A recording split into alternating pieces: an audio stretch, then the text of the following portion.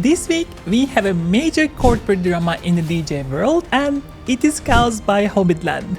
Who would have guessed? But that wasn't the only news making waves. A legendary sound system company unveiled a new product that promises to revolutionize the way we experience music in clubs and venues. And for the guitar people out there, a new compact amp packed with innovative features is set to hit the market. On the software front, there are updates that could impact how musicians create and collaborate. And then we will touch on a new plugin that is generating a lot of buzz. We will also discuss how one company found an innovative way to address delays in their product development. And we will touch on a new collaboration between a major social media platform and a music distribution service. And I want to rant about ticket fees. So it is that time of the week. It is time to tune in.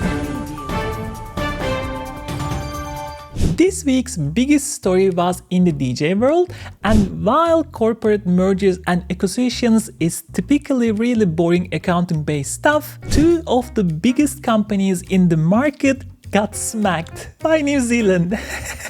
Last year, the big news was that Alpha Theta, the Japanese parent company of Pioneer DJ, planned to buy Serato and merge them into their product portfolio. You may ask why Hobbitland decided the fate of the purchase. Serato happens to call New Zealand home, so any purchase has to be approved by the New Zealand Commerce Commission. The country, whose major export is sheepskin, lamb chops and wool, decided they didn't want to play nice in making things go smoothly for the two companies.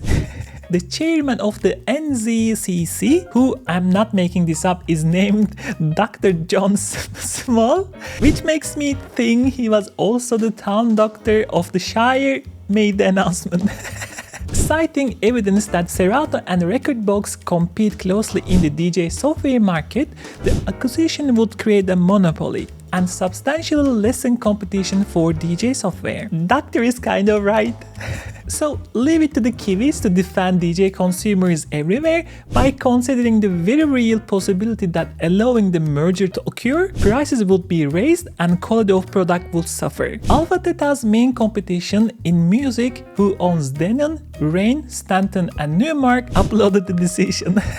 Jack O'Donnell, the CEO of InMusic, stated that in the past they have worked with Serato, and when they build hardware that is Serato compatible, they open trade secrets to the company. This would create an awkward situation if Serato were owned by Pioneer, as it would be like the Frodo just handling the ring to Sauron when he got to the gates of Mordor and asking nicely that he didn't use it. I see that my writer had fun writing this one. Neither Serato nor Alpha Theta are going to stop operating as normal, and I don't think this will ultimately mean much to the most DJs, but it will be interesting to see where things go from here in regards to DJ software and technology.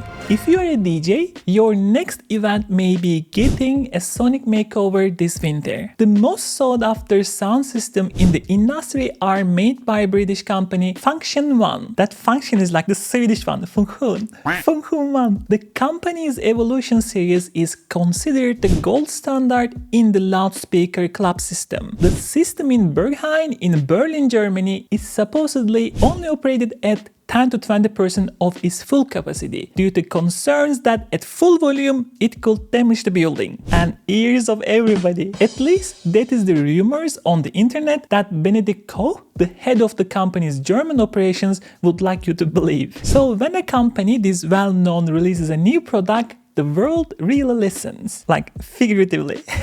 The Evo X series is now focused on a more compact design while introducing a new waveguide design and wide horizontal dispersion pattern. The newly developed iso-phase diffraction HF waveguide technology that is a mouthful. It's set to provide 60 Hz to 18 kHz sounds at 3 dB to all angles from 90 degrees. With such a wide angle of full sound available, less speakers are needed to cover a larger area, and smaller clubs can make do with just 2 speaker setup. Combine the smaller speakers with either a single or dual subwoofer, and the bass and full range of sound will be as powerful as ever from every spot on the dance floor. And don't don't worry, the signature purple casing is still there to let you know you are playing on a true Funghun One system. If you are enjoying our news today, please consider like and subscribe. It really helps a ton. If DJing isn't your thing and you are more into strumming an electric guitar, a new speaker might be just what you are looking for. Positive Grid has been producing guitar amps and software for those that like to shred since 2013. Their Spark Amp series of products are well known for a relatively low-cost personal amp that can do a whole host of interesting things to your music. With a matching app that allows you to adjust the speaker with over 50,000 different tone combinations, the box became a favorite for at-home players as well as professionals needing a compact travel piece. The company's V2 releases wants to take the concept to a whole new level and really pack in the value. Redesigned with a new DSP amp modeling engine and new tonal choices like tube emulation, exclusive HD amp models,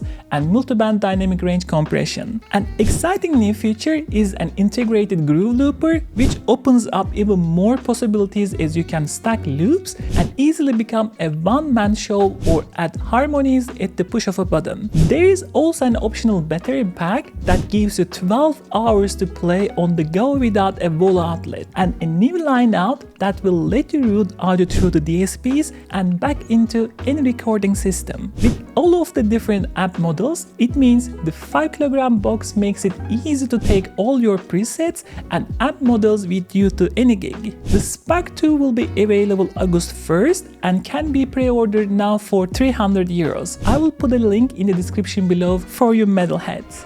If you need a guitar to plug in into your new Spark 2 amp, there is a contender for the most unique design of the year in the guitar world. While electric acoustic guitars are not new, Donner, not the Donner, the Chinese music instrument company that just released a new drum machine has also released their Hush iPro. The design will definitely catch some attention with a headless neck and what can only be described as a futuristic style body. It will make anyone do a double take to see what you are up to. Weighing just 1.7 kilograms and shipping with a carrying case and the ability to detach the zinc alloy frame, the guitar will stand up on its own and also be compact enough to travel with. It comes in either a natural wood finish with darker laurel fingerboard or white with a lighter maple. As an electric acoustic, the guitar comes with its own tuner, Bluetooth connectivity, and easy to read digital display showing you what preset you are using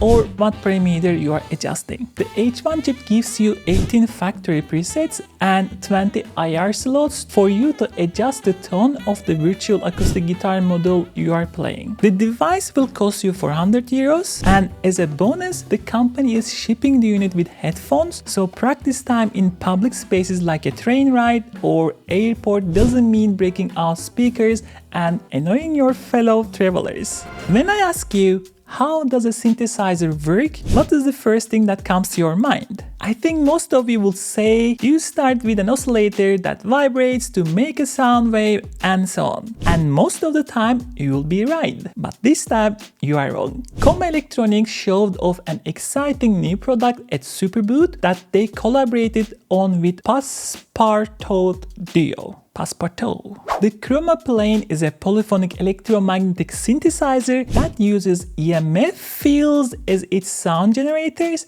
and then feeds them through the oscillators only after picking up invisible field vibrations from the 10 EMF points. So much work just for a buzzing sound. Two pickup coils are how the instrument is played, foregoing the concept of a keyboard. As you move the coils closer or further away from the EMF points, the sound will adjust accordingly as you swing and slide them. There are then patch points on the synth that will allow control of the filter and add an envelope follower and a delay effect. To be honest, this is a very experimental type of instrument if you haven't guessed it, and more than likely wouldn't be used to make music, but rather a fun way to experiment with how sound is made and what synthesizers mean. I'm 100% sure there will be techno producers or dubstep producers making music with this thing.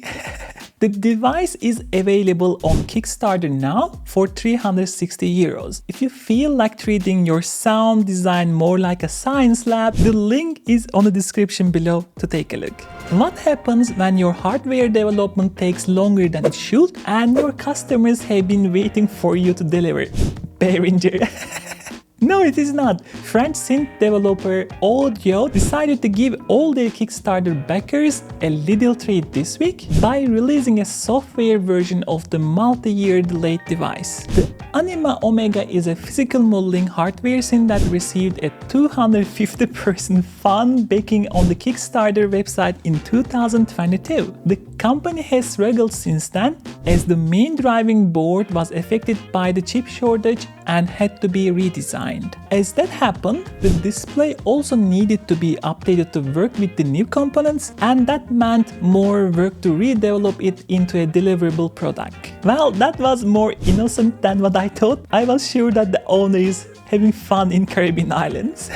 Since all of the code was finished for the hardware, this week the company decided to send all the backers a software version of their previously released Anyma Phi, which is kind of like a desktop version of the Omega. The software engine is identical to the hardware, but it is polyphonic and monotimbral, meaning more features, but also less at the same time, and a bit of mix between the Phi and Omega rather than a straight copy. There are 40 plus oscillator types to play with, 16 modulator slots and 40 plus modulation types ranging from envelopes to LFOs and utilities like sequencers. Since everything is the same in both software and hardware on the engine, if you create a patch on the software and you own a Phi, you can keep playing with the patch on your hardware. Unfortunately, this software was also accompanied by a note from the company stating the Omega is still a long way off, and I am not sure this makes up for no clear date on delivery. You can also buy the software if you aren't an Omega backer for €80 now directly on their website, and the links will be below. When you have run your own music studio, released award-winning music, done remixes for Radiohead, and own 3 record labels, the next logical step in your music career is obviously to make a plugin. Christian Vogel has done all of those things and more in his career, and his plugin released by Never Engine Labs or NEL ShifterMesh sure is something different. Frequency shifters are similar to pitch shifters, except that pitch shifters shift the harmonics along with the bass frequency to keep everything sounding cohesive. When a frequency shifter moves the frequency, it moves the entire sound, meaning that harmonic tones may end up with a different relationship to the bass tone. This can make some wonky sounding, yes, there's a technical term, outputs. The plugin shifts frequencies of your sound with effects controls that create both harmonic and inharmonic soundscapes. 2 stereo effects units can be run in series or parallel to further alter the sounds, and revert with a ladder feedback circuit make things even more out there. The UI is also incredibly interesting, as it is built around a matrix of 3 like notes that Vogel says was inspired by Chilean Araucaria Aurasana tree.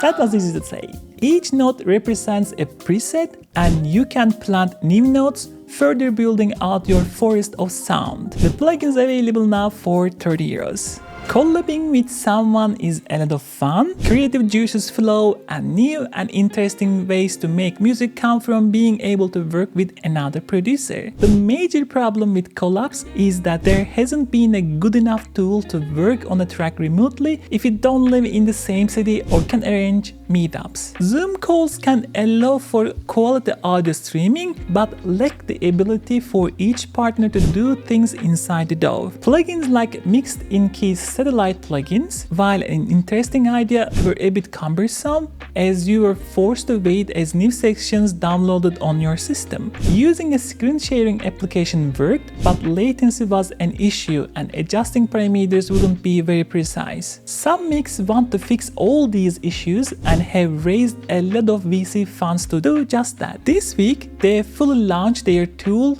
which promises to be a real-time, high-quality audio collab VST that works to put all parties in the DAW together. With a custom-built virtual patch bay for both Windows and Mac that will allow you to route audio to virtual outputs on each partner's system. MIDI can also be captured and shared real-time for quicker playing of controllers on all systems. One of the unique features of the platform is a scratch pad that allows any user to draw on another user's screen to direct whoever is controlling the DAW on what potential settings should be adjusted. This again is in real time, so if you want to create an automation, instead of trying to explain what you mean, you just draw the lines and your partner can copy it direct into the DAW. There is a free trial available now with 4 different subscription levels ranging from $25 a month to $90 a month. That is so expensive, depending on number of users and how many hours you plan to work together online.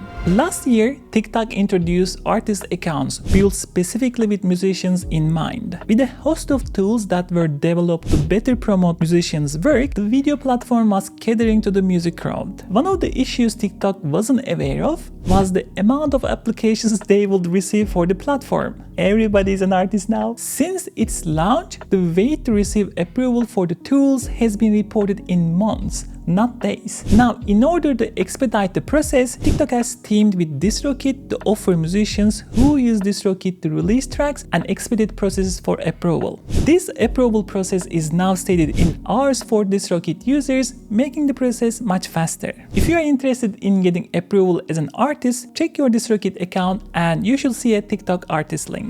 The Sphere in Las Vegas is a unique venue, and one of the biggest artists in the world right now is Afterlife's Anyma. So combining the two was obviously going to end up a winning combo. After having so much good press, the venue and the artist expanded their already expanded event to 6 total shows, and even with it being on New Year's, that still didn't stop them from selling out everything in record time. Now, is Anyma going to make a lot of money from these shows? Yes, but something has to be said for the service fees that are being charged. This is the part I go off script. According to the pictures that I saw, $200 ticket had $50 service fee, which I have no idea how is possible, which type of service they provide. And I have no idea how people don't go crazy over this. Having a 25% fee on a ticket price, from my perspective, is seriously crazy. It's almost ripping the artist, and it's also ripping the kind of all the people visiting the venue. While it is not confirmed, so I'm not 100% sure, but I heard that the more expensive tickets has even higher service fee. So I really want to from. I heard that there are courts and things going on in USA against this, and I don't have a clear idea how as a customer you can stop this, because if you don't buy tickets, the artist will be suffering as much as the company itself, and they probably will force artists to decrease their price rather than decreasing their fees. So I want to hear from you. What do you think of this? Let me know on the comments below. And today, after that rant, I will leave you with the most horrifying news of the year. Sharks are reportedly high on cocaine in Brazil. That is right, scientists have tested and found that the great garbage disposals of the ocean with massive razor-sharp teeth that swarm to the smell of blood and regularly bite humans are freaking high on cocaine.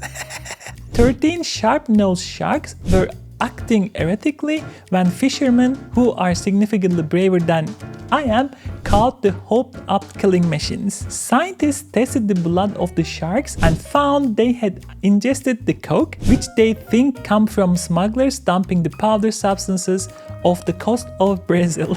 So beach parties in the carnival capital just got a whole lot more dangerous. So next time when you are swimming in the pristine beaches, remember, there may be cocaine sharks in the water.